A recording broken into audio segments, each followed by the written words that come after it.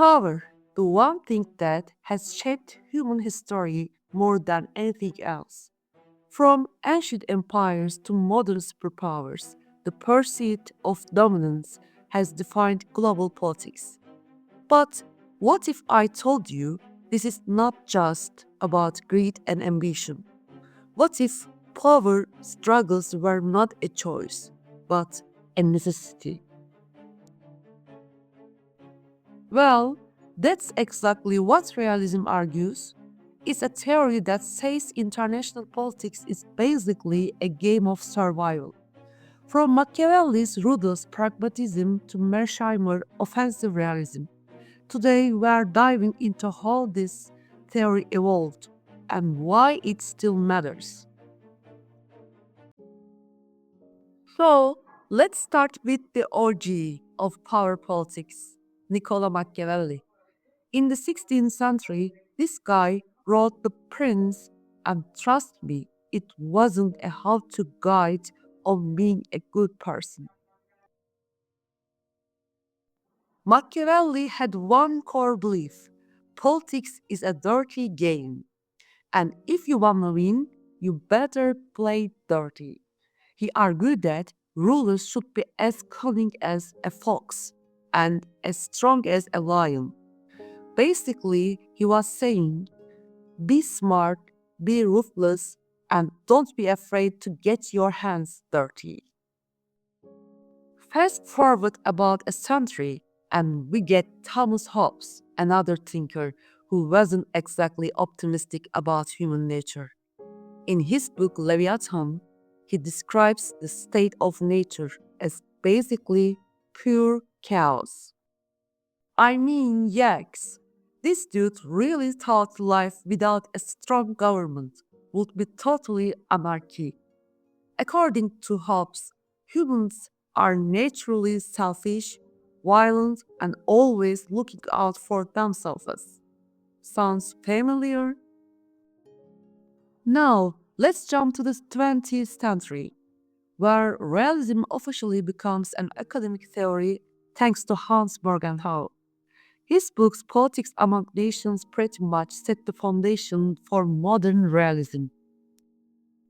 So, what's Morgenthau's deal? Well, he believed that states act purely based on national interest and that power, not ethnics, drives international politics. Basically, countries don't make decisions because they are good or bad. They do what benefits them, period. But wait, realism wasn't done evolving. Enter Kenneth Waltz, the guy who took realism and made it more scientific. In 1979, he published Theory of International Politics and introduced what we now call neorealism. So, what's the difference between classical realism and neorealism? Well, while Morgenthau focused on human nature, Waltz focused on system itself. He argued that states don't seek power just because they want to. They do it because the system forces them to.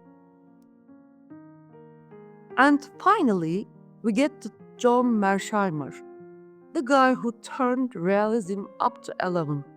In his book, The Tragedy of Great Power Politics, he argues that great powers always seek dominance, and conflict is basically unavoidable. Mearsheimer believes that international politics is a zero-sum game. Countries like the USA and China, they are not just competing, they are in a constant struggle for dominance, and as long as that's true, war will always be on the table. So, is peace just a dream? Are we doomed to endless power struggles? Well, from Machiavelli to Mearsheimer, one thing is clear: power defines politics. And in the game of power, there are no permanent friends, only permanent interests. So, what do you think? Is realism too cynical, or is it just the cold hard truth? Drop your thoughts in the comments and don't forget to like and subscribe for more deep dives into international politics.